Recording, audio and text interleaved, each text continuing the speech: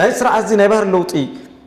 ኣምጪኡ ክትብሎ ትኽእል ትኾንካ ውዕል ፕሪቶሪያ ብዝግባእ ተይተሸርመመት ተይተቆርመመት ከብል ግን ከምኡ ይገብርን ካልእ ወራር ኮይ ዘዋልድ ዘሎ ትርዳእ እንደለካ ዝሓለፈ እኮ ሰራዊተይ ናበይ ከትወ ኢልኳ ናብ ትግራይ ከትወ እዩ ኣይኮነን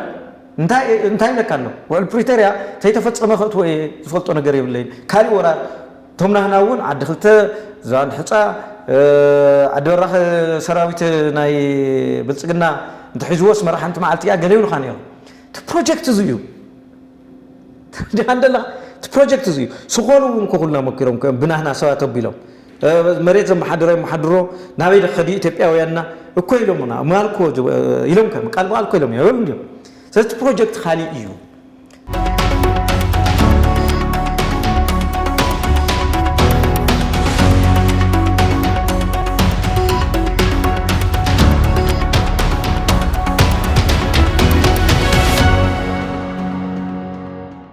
ትሕዝቶ ናይቲ መግለፂ እንታይ ዝብል እቲ ናይ ትግራይ ልዕላዊ መሬት በዝና ህዝና ኢትዮጵያ ሕገ መንግስቲ ኣብ ትግራይ ዝነበረ ብዘይ ምንም ምክንያት ነቲ ሕገ መንግስቲ መሰረት ገይሮም ዝተልዓሉ ነገር ኣብ ዘይብሉ ኣቐዲሙ ወሪሩ ሒዙ እንተብቅዕ ህዝቡን በቲ ወራር ክቕፅል ስለ ዝደለየ መረፃ ኣብ ናይ ትግራይ ኣብቲ ናይ ትግራይ ልዕላውያን ናይ ትግራይ ቦታታት ዘይኮነስ بخالي من قد كايد كم زغلت مرتا بحصيرو زي ناي تግራይ መሬት زورر زبحت تحسطو زلو ايت مغلص مالتي ابزي حنت ነገር كارياخ تستخاخل زدليا ነገር ታዩ እዚ መግለጽ እዚ አዋጅ እዚ ወይ ዝመምርሕ እዚ ንወሎ ብልጽግና ስርዓት ብልጽግና እንተይ ይርአዮን ተይወሰኑሉን ስቂሉ ናይ ፌደሬሽን ቤት ምኽሪ ኾውጾ ኢልካም حساب ትክክል አይመስለንም ምክንያቱ ዝተወሰነሉ እዩ ተወሲኑ ዝተውሃው ይሰርሕ ዘሎ ስለዚህ እቲ ዋና ምንጪ ናይዚ መግለጽ ዝኾን ዘሎ መንግስቲ ኢትዮጵያ ባዓውዩ ማለት ኩሉ መንግስቲ ኢትዮጵያ ክብል ከለሁ ኩሉ ይፈልጦ እዩ ማለት እምበርስ ኢሉ ምስ ሓደ ውልቀሰብ ስለዝደለየ ንሱ ምስ ወሰነ እንደገና አመርጻ ቦርድ ዘለው ፈጽምታ አካላት ይጽፉ የሚልካም حساب ትክክል አይመስለንም ስለዚህ ብልኩዕ መግላጽን ተቃልሲ በዚ ደረጃ ኸውንን ከም ዘሎ ክስምር ይደሊ ካው ቀጽሉ እዚ ትማል ዝራአናዮ መንፈስ ትግራይ ሒዝካ አይነቶም ካለ ተፈላላይውን ክስርሐሎም ዝኽእል ተፈላላይ አማራጣት ቅርብ ዝኽእል ትግራይ ሒዝካ እንበር ትግራይ ተይሓስካ ዝግበር ነገር የለን ዝብል ትርጉም ይሁን ትናይት ማለት ዝነበረ መግለጽታት ማለት ስለዚህ ብጣዕሚ ጽቡቅ ክለካ ከለኹ ነቲ ተግባር እሱ ዝተውሃበ ካብ ትግራይ ዝተውሃበ ግረመልሲ ብጣዕሚ ክድንቕ ዝግበዩ ግን እዚ ያው ጠጠው ኩል ዘለዎ ይመስልን ከምዚ ዝኸውን ዘሎ ቀንዲ ምክንያት ናይ ተጋሩ ሓድነት ተጋሩ ፍቲ ነውዚን ሓጭንግራህ ስለ ዝበልና ካብቲ ቀንዲ አጀንዳና ስለ ንወፅእ ጸላእትና ድፋይነ ምግባር እውን ስሕተት ስለ ዘለና ኮፊልናው ስለ ዘይነውግዕ ኸውን ይኽእል እዩ እዚ ክንኣትዎ ዘለና እዩ ንጸላእትና ጉልበት ማሃብተ ዘይኮይኑ ተባታቲና ንረጋግጽ ረብሓ ከም ዘለ ብግልጺ ርኢና ምቅርራብን ሓቢርካ ምስራሕን ክረአ ክእል ኣለዎት ናይቲ ማለት በዚ ደረጃ የዝብለካ ቶም ሓደ መግለጽታት ምናልባት ናፍቲ ቀንዲ ናይቲ ጸገም ፈጣሪ ናይቲ ጄኖሳይዳል ፕሮጀክት ባዕልዋና ዝኾነ ሓይሊ ብትኹረት ብዝብ ክኾን ክእል ኣለዎ ብዝብል ዝስተኻኸለሎም ዝብል ኣለን በስ ካሊ ቲ ኣብዚ ሓልፍ ታይምቶም ክስተኻኸለሎም ትሎም ነገር ናብነቶም ክስተኻኸለሎም ዝለካ ዘለኹ ኣብን ከምዚ በለና ኣብን ወሪድና ክንከራኸር ይብልና ተረዲኻ እንደለኻ ኣገኘሁ ተሻገር ዝበሃል ሰብ ናብኡ ክነውርዶ ይብልናን እዩ ዝለካ ዘለኹ እዚ ሲቲ ፕሮጀክት ናይቲ ስርዓት ፕሮጀክት እዩ በዚ ደረጃ ተዘይርኢናዮ ጸገም ከምኡ ንምንታይ ከምኡ ይብለካ ኣሎ መስለካ ዝስብኣይ ስና ናቱ ሽም ፌደሬሽን ሃውስ ዝተባሃለ ናይቲ ሰብኣይ ሽሙና ጠቐሰ ይፅሓፍ ነይሩ ተረዲኻ እንደለኻ ምሁናኑ ጽቡቕ እዩ ዝብል ግን ንሱ ቦይኑ ዝፅሕፎ ነገር የለን ንሱ ኣኻ ኳስ ቦይኑ ክእክብ ዝኽእል ኣጀንዳ ኳስ ናይ ባዕሉ ሒዙ ዘይኣቱ ሰብ እዩ በዚ ናይ ዘሎ ጭቡጥ ናይ ኢትዮጵያ ኩነታት እየ ዝብለካ ዘለኹ ስለዚ እቲ ናይ ትማሊ ተወሲኑ ክርክር ተኻይድሉ እንድሕር ደሊኻ ብስሩ ክርክር ተኻይድሉ እፍቲ ናይ ብልጽግና ኦሮሞ ቤት ምኽሪ ዝተቃወሙ ኣለዉ ተቃዊሞም ዝወፁ ኣለዉ ዝበዝሕ ግን ከምዚ ወሲኑ ኣሎ ስለዚ ውሳነ ዝትግበር ዘሎ ዝብል እዩ ሰእቶም ክስተኻኸለሎም ዝብሎም ጨንፈራት ንኣብነት ኣብንስ ኣብን ናይ ብልጽግና ኣካል እዩ ስለዚህ አብን ከም ዘለም ሰአብን ምጉን ምላስ ስለዚህ የለ ዝብለካ ዘሎ በዚህ ደረጃ ይበል ዘሎ ከለ ከም ዘውፀተ መግለጽ ይልካም ዝርዛር ይካል ይኹን ግን ሓፈሻው ዝሆነ መልክዑ በዚህ ደረጃ ግለጽ ክላሉ ሆነ ማለት እዩ ዝብለካ ዘሎ ቶም ክስተኻለሎም ዘሎ ተመልከትናውን ግልጽ ንምግባር ድሕሪቱ ዝወፀ መግለጺ ውሳነ ተባሂሉ ማለት እዩ ካብ ቤት ምክር ፌደሬሽን ሲዑ በቦርድ መረፃ ዝወፀ መግለጺ አብን ዝበሃል ውድብ ደጊፉ ልዕሊኡ ክኸይደሎ ዝብል መግለጺ ወፅዩ ነዚኻ ናብ ዝኽንወርድ ይብልናን ካትብ ዘለኻ እወ ንምንታይ መስለካ ዝኽንወርድ ይብልናን ዝብለካ ዘለኹ አብን ሲ ልኡኽ እዩ ተርዲኻ እንደለኻ ናይ ብልጽግና ልኡኽ ናይ ብልጽግና ሽሞኛ እዩ ስለዚ እንታይ እዩ ዝብለካ ዘሎ ብአብን ገይሩ ዝዛረበካ ዘሎ ኣነሲ እዚኦም እዮም ከምዚ ዝብልኩም ዘለዉ ምስ ኣምሓራ ገጠመው ተጋጠመው ተዋድኡ እምበር ዝብልቲ ተንኮል ብዙሕ ነገር ክወቅዕ ዝደሊ ዘለው እዚ ሓደ ናይ ትግራይ መሬት ንምውሳድ እዩ ካልኣይ ኣብ መንጎ ኣምሓራን ትግራይን ክፈጥሮ ዝደለየ ዝነበረ ህውከት ምፍጣር ስለዝኣዋወዮ ዝመዛ ዘሎ ካርዲ እያ ማለት እዩ ስለዚ ናብቲ ንሱ ዝመዘዞ ካርዲ ክንኣቱ ዘለና ኣይመስለንን እየ ዝብለካ ዘለኹ እቲ ካርዲ ቀንዲ ካብቶም ቀንዲ ዕላምኡ ሓደማ ኣብ መንጎ ትግራይን ኣምሓራን ዝነበረ ግጭት ቀፂሉ ንሱ ኣብ ስልጣን ክነብር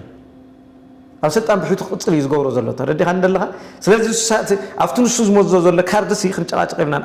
ኣብን ማለት ናይ ብልጽግና ኣካል በቃ ሽሙኛ ተሸይመው ዘሎ እዩ ማለት እዩ ዝበዝሑ ባዕሎም ክኢሎም ጠጠው ክብሉ ዝኽኣሉ ኣካላት ተባሂሮም ተኣሲሮም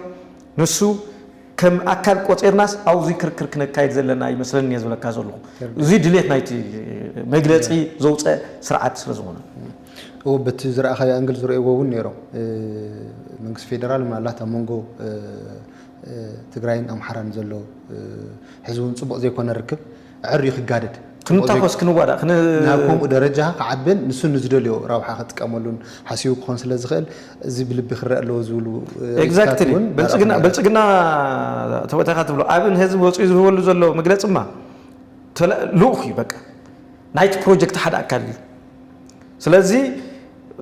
ኣነ የለኹን እውን ክብል ማለት እዩ ተረዲኻ እንደለኻ ኣነ የለኹን ከምዚ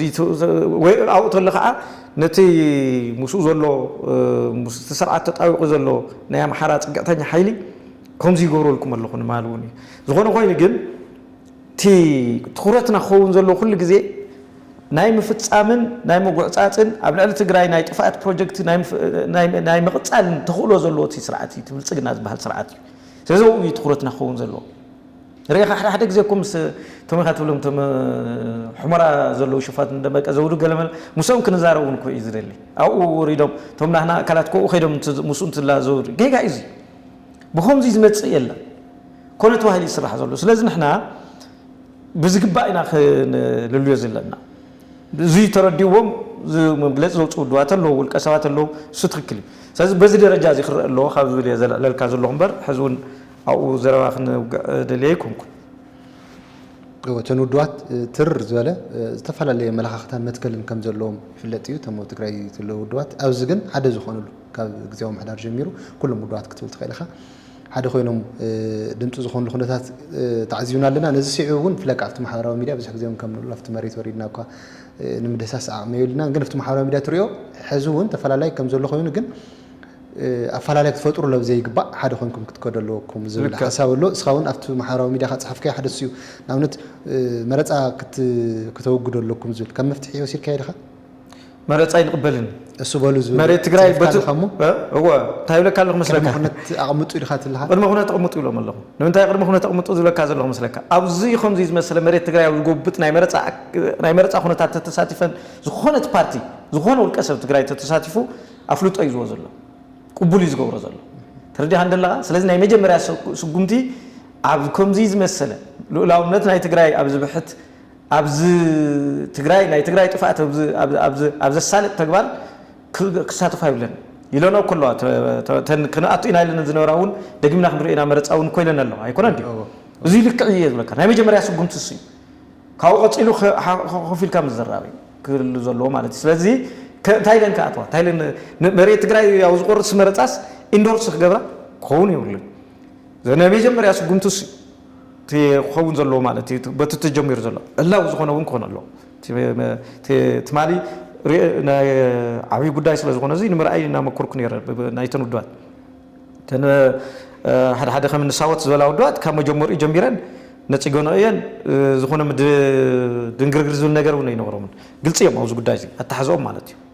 ካልኦት እውን ኣለዉ ምናልባት ኣብዚ ነብዚን ስኢሎም ክስታይ ዝነበሩ እውን ትማለ ዝሃብዎ መግለፂ ኣሎ እዚ ግን ብትሪ ክኸውን ክኽእል ኣሎ እንተዘይ ኮይኑ ኣብዚ መረፃ እዚ ዝኾነ ናይ ትግራይ ኣካል ምስታፍ ማለት ትርጉሙ ነቲ ዘይፍትሓዊ ናይ ትግራይ ልዕላዊ መሬት ዝብሕት መምርሒ ቅቡል ጌርካ ምጽናዕ ስለ ዝኾነ እዚ ሓደ ነጥቢ ትማል እውን ከንፀባረቕ ዝመከርክዎ ማለት እዩ ተንውድዋት ተኣኪበን ኣብ ምርዳእ ክበፅሓለውን ዝብል እውን ነይሩ ምናልባት ኣቐዲሞም እውን ከም ነቶም ቀዲሞም መግለጽ ዘውፅኦ ይምልከትን እየ ዝብለካ ዘለኹ እዚ ሰቶም ተርዲቀ ኣብታ ፅሕፍትኻ ግን ኣቐዲሙ ብገለ ውድባት ይቐርብ ነይሩ እዩ ሓቓፉ ዝኾነ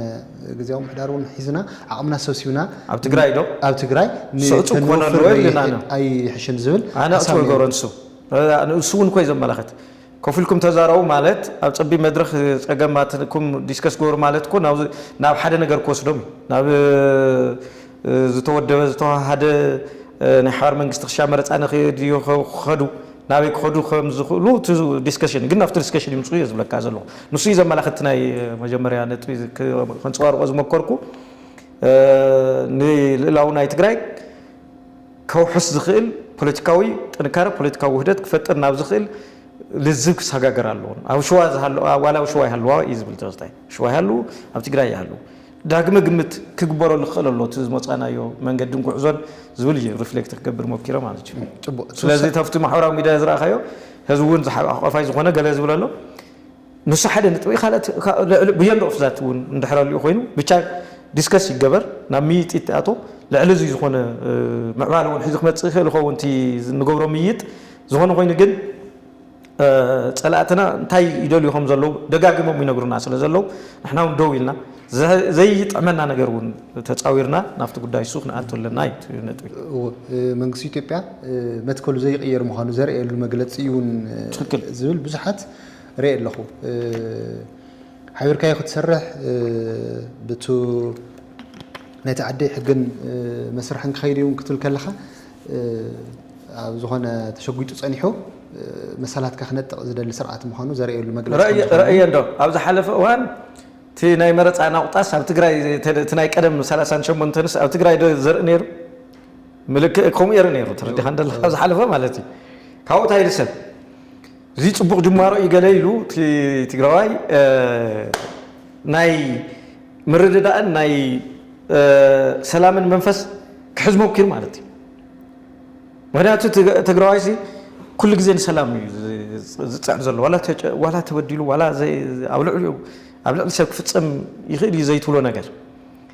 ትዝክር ኢኻ ማለት እዩ ብዙሕ ተፃሒፉ በዚ ደረጃ እውን ለውጢ ክመፅእ ዝበሉ ነይሮም ኣነ እኳ ዝተፈለየ ርአይ ነይሩኒ ምክንያቱ ስርዓት እዚ ፕሮጀክቱ እዩ ጠቕላላ ክስተኻኸል ዘለዎ ዝብል ገምገም ስለ ዘለና ማለት እዩ ሕዚ ብዙሕ እውን ኮ ይገበርና መፅኡ ናይ ትግራይ መሬት ብሹም ፀሪሑ ናይ ትግራይ ኣካላት ከም ዘይኮና ብዕሊ ተዛሪቡ ማለት እዩ መን እዩ ዝዛረብ ዘሎ ሓደ ናይ ኢትዮጵያ ቤት ምክሪ ኮይኑ ብዛዕባ ናይ ደንበራት ግጭትን ወሰንን ዝምልከት ኣካል ይውጅል ካሎ ማለት እዩ ስለዚ ስርዓት እዚ ተፈላለየ ሜላታት ዳ ይጥቀመሉ እምበር ህዝቢ እውን ኣብ ናይ ትግራይ ናይ ጥፍኣት ፕሮጀክት እዩ ዘሎ እንታይ ማለት ድዩ ውዕል ፕሪቶሪያ ምስ ተፈረመ እንደገና ንዑ መፅኹም ሰም ሓራ ተዋግኡ ማለት እኮ ናይ ጥፍኣት ፕሮጀክት እኮ ምስ ኤርትራ ኸድኮ ንዑ ኣዋሩን ማለት እኮ ናይ ጥፍኣት ፕሮጀክት እኮ ስለዚ ኩሎም እቲ ቀንዲ ተግባሩ እሱ ኢኻ ክትርኢ ዘለካ እንታይ እዩ ዝገብር ዘሎ ንሰላም ዲ ዝሰርሕ ዘሎ ስርዓት እዚ ወይስ ትግራይ ዘዳቅቕ ኣምሓራ ዘሎ ህዝቢ ዘዳቅቕ ወይ ካልእ ዘሎ ህዝቢ ናብ ሁከት ዘእቱ እዚ እንድሕር ብደንቢ ዘይርኢኻዮ ኮይንካ ናፍቶም ታሕቲ ድሕርና ወረድካ ሙሉእ ስእሊ ዝባላሸወካ ንምርኣዩ ይጋርደካ ማለት እዩ ስለዚ ተፈላለየ መልክዓትን ተፈላለየ ሜላታትን ዳ ይጥቀመሉ እምበር ሕዝቢ እውን ካብ ናይ ጥፍኣት ፕሮጀክት ይበለን ግልፂ ኮይ ደጋጊምና ከም ንዛረቦ ውዕሊ ፕሪቶሪያ ንምፍፃም ብጣዕሚ ቀሊል እዩ ንሱ ዘይፍፅመሉ ዘሎ ምክንያት ርኢኻ ጥራሕ ስርዓት እዚ ፀረ ህዝቢ ትግራይ ምዃኑ ምድምዳም ቀሊል በጣም ቀሊል ዝኾነ ምክንያት ያፈቅረው ለይ ይኽእል ተረዳህ እንደለኻ ዝኾነ ምክንያትስ ከተቀርበው ለይ ትኽእል ንዘቅረው ዝኾነ ምክንያት እውን ድጉፍ ዝገብሩ ሜላታት ክንክተል ይብልና ንሕና እውን የዝብለካ أقدموا ون زلعلهم زنور حتتاتنا أمنت حوحاتيات عنكف زلا زول من قدتات جيجا مخانو قليل تنايت مالي مقلتي قلت أبيلو زرقاء يزولوا أكلاتون تعزيو أيوه أنا نسخاركم بزح جزء حوحاتس بيلا أيو تاي مالتي خميلا يا تعنكف تخوينات عنكف يا مال سلازين تجمع بزح جزء وقعنا لينا سلازين يكون أيكون إنكم كلام أيكون أنت هيك كلام مسكا هذا تفانق اللي زمت تقراوهس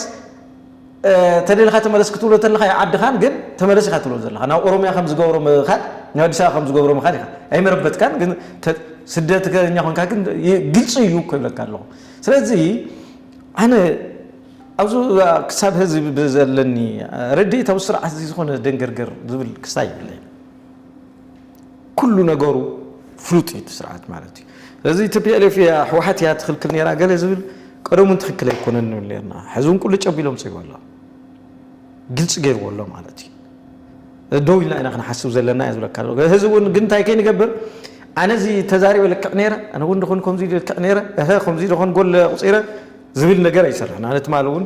قالوا من نوصل إحنا قال زبيل الله شو طبوعي مثلاً تردي عند الله أفتو تبط إنا نغير متكوس لنا وزغلنا إحنا عسل زلنا أو زي نتو مقصارون زللي مثلاً كم زي نخون هذا زي سبعة سلز وانا يدفعنا ديجن تقدر تخكلنا كون زلوا نتقرأ على تكم تمالي كله تقرأي تطاولوا نزوج دايز كونين ولا نسيت تخكلنا صحيح كأحد كتصل زلك دللا يكون تيم قصي مالتي مودعته زمجلت تيكون الكتحس مالتي خلصوا يخل دويس نكال نجري سنة كستايو هذا عطوا مقار تخيلي مثلا تيجي قتي موزن يقول مثلا بتعمل خبيت جبر ملسي حيال جبر ملسي قتي موزن لخالت تجارو أي خلصان أي يوران زبل يبلين مخنياتون هلون حدا بزح زي دقاق من غير كسر عزي صوم أنت تسنح أنت خوينا يجبراي لك بصوم عدمي نصلي تخوينا يجرفها سلازي كجمجم يقع خفيلو نهلوناي نسلطاني أنتي حدا حيز اللي ما تصيلو خريجيو تقليلو حدا قال له أنتم بيلو يخون أنا يغيرون أيوة المخنيات السرعة زي مرأي ده حنتيها أو حنت تروح يرقصني سرعات زي نسلطانو حنت عمر تنوح تلي أجبره تحصروا له تخوينا يقدر فزبل دقاقي ما تزاري مثلاً نسلا زي كيروي يخون من الوقت ناي خالد قطعت ونتوصفه جن كا بتزلن حارتها خوفي لهم كم زوج سنوات دقنا خوفي لهم كويم مالتي ناي بلتقنا بيت مخرج تأكيد بفلالاي زوجون كله كاوسوما لا كاوزولو توكلتو بفلالاي حزم وصيمم نو وون كوي بون سيو سين ولا كازلو تبو سنه تغير يفلتي خستاي هتم بليشون كا ريو كونو دغنا غيرو خلو ميخوني اصوي غورن زي انا سازي كالي ني تግራይ ዘጥፍ كالي بروجكت كا ግን ክብቅጽል ይخيل ዝብለካ ዝኾነ ኮይኑ ግን ንዓይ ቀየሮ ትርጉም ይውሉን ያዝብለካ ዳንኤል ቀየሮ ትርጉም ይውሉን ማለት ታይ ማለት እዩ ተقليሉ ውዕል ፕሪቶሪያ ተዘይኽቢሩ ናብ ናይ ኢትዮጵያ ሕገ መንግስቲ ተኣቲና ቀጻሊ ናይ ህዝብታት ዕድልን መሰል ዓርሰ ውሳነን ዘረጋግጽ ናይ ዘረጋግጽ ፖለቲካዊ ሃዋህው ተዘይተፈጥሩ ትርጉም ይውሉ ነጊረካ እኮ ኣብዚ ሓለፈስቲ ናይ መረፃና ቁጣ ሰብ ትግራይ መላኺትዎ ነይሩ ሓቀይዶ ወምዙ ቢሉ ትርጉም ይውሉን እሱ ቀይሮ ይኸውን ግን ንሰይ ኮነንት ዋና መሰረታዊ ነገር የዝብለካ ዘለኹት ዋና መሰረታዊ ነገር ውዕል ፕሪቶሪያ መፍጻሚ ዋና መሰረታዊ ነገር ናይ ህዝብታት ልዕላውነት አሚንካ ኩፊልካ ምዝራብ ካብ አጀንዳ ፕሪቶሪያ ትሕቲ ይዘብለና ኣሎ ማለት እዩ ይዘብል ዘሎ ህሳይ ኮይና ውዕል ፕሪቶሪያ ክፍጸም ኣሎ ንዝብል ነበረ ቦልስ ክትሕሽኩም ኢሉ ዘዝኸም ዝገይሩ ኣሎ ማለት እዩ يلا نفتح دي زبلة كازلو شرقة الكاتوي زو بتناي 2013 زغوركو ورار يزغصل تناي وعلى بريترا وانا تحسنا يتوعلي نا قدم 2013 يملس بمخنيات توجز تزانف حق منغستاوي نطوتات اوزي يخونو مالتي ناو نورو يملسو نزبل نطويو بقلصي ايقبلن زبلة كازلو مالتي سلازي غيرو دا يكون እሱ አይኮንኩም እሱ ዋና ገዳይ አይኮነን ናይ ስርዓት እዚ ናይ ባህር ለውጢ አምጪ ክትብሎ ትኾንካ ውዕል ፕሪቶሪያ በዝግባ ተይተሸርመመት ተይተቆርመመት ከብል ግን ኮማ ይገብርን كاري ورا الكوي زوال الزلة ترد عند الله خاوز حلف كو سراويتين هاي كوت ويلكم ما تكره كوتي كنا انتهي لك عنه والبريتيريا تيتفتح ما خط وي فلتو نجري بالليل كاري ورا تمنا هنا ون عاد دخلت زان حصا عاد ورا سراويت ناي بلصقنا انت حجوس مرح انت معلتيا قالوا خانيو بروجكت زيو عند الله بروجكت زيو سقولوا كلنا مكرهم بنانا سوا تبيلهم مريت زم محدرو ناوي دخدي ኢትዮጵያውያንና እኮ ይለሙና ማልኮ ይለም ከም ቃል ባልኮ ይለም ይወል እንዴ ሰት ፕሮጀክት ኻሊ እዩ ንሕና ንገብሮ ዘለና ከዓ እዚ ፈሊጥካ ምቅላስን ዘይ ምቅላስን ይኸውን ዝብል ተዘይ ኮይኑ ይغيرون ይሮዩ ዝብል ኣነ ብዙሕ ከራኸረ ይደልን ምክንያቱ ናይ ተስርዓት ባህሪ ይኽር ዝደል ማለት እዩ ጽቡቕ ካብ ልዕልካዮ አሁን ሃለኹ ሓተካ ዝደለ ኣነ ኣመንጎ ኤርትራን ኢትዮጵያን ዘሎ ሕዝቡንቱ ናብ ካሊ ትኹናት ኣመንጎ ኢትዮጵያን ኤርትራን ኣመንጎ ኢትዮጵያን ኤርትራን ትግራይን ናተሃለ ይግለጸሉ ስለ ዘሎ ዝኹናት እዚ ክተርፍ ክኽእል ኣለዎ ተጋሩ ነትርፎት አይና ክንገብር ዘሎ ሓደ ኣጀንዳ ይመጸሉ ዝኹናት ግን መን ይኸትርፎ ዝግባእ ዝብል ሕቶ ከዓ ይለዓል ኣሎ እስመ ምረውራብ ናትካ ዝኹናት እዚ መን ይኸትርፎ ዝኽእል ታይ መስለካ እዚ ዘትርፎ ኣቢ ክዋግኡሉ ዝኽእል ንዋታውን ሰብኣዊ ዓቕምን ዘቕርብ ዘሎ ኣካል ጠጠው እንተቢሉ ሓደ ነጥብ ማለት እዩ ምክንያቱ ኣቢ ዝትኩሶ ዘሎ ኣጽዋርና ሸመተ ካብ ናይ ህዝቢ ኢትዮጵያ ግብሪ እናኣከበ ጾሙና ሓደረ እዩ ስለዚ ህዝቢ እዚ ኣይኮነን ክብለሉ ዝኽእል ኩነታት እንተፈጢሩ ይተሓደ ክተርፈሉ ዝኽእል መስለኒ ሓደ ነገር ማለት እዩ ካልኣይ ስርዓት እዚ ብተፈጥሮ ጽጋዕተኛ ስለ ዝኾነ ቶም ዘጸጉዑ ኣካላት ኩናት ጠጠው ብብል ዕረፍተ ኢሎም እውን ክኾን ይኽእል እዩ ማለት እዩ ሳልሳይ ብጣዕሚ እውን ትክክል ዝመስለኒ ኣብ ልዕሊኦም ኩናት ዝወጀሎም ዘለዉ ህዝብታት ተናይቦም ተጻሚዶም ከም ዘይኽእል ከርእይዎ ክኽእሉ ኣለዎም ብግልጽ ንምዝራብ ስርዓት እዚ ኣብ ልዕሊ ህዝቢ ኤርትራ ኣብ ልዕሊ ህዝቢ ትግራይ ኣብ ልዕሊ ህዝቢ ኣምሓራ ቁሉዕ ናይ ጥፋኣት ኣዋጅ ካብ ዝእውጅ ሓዲሩ ኣሎ ስለዚ እዞም ህዝብታት እዚኦም ተናይቦም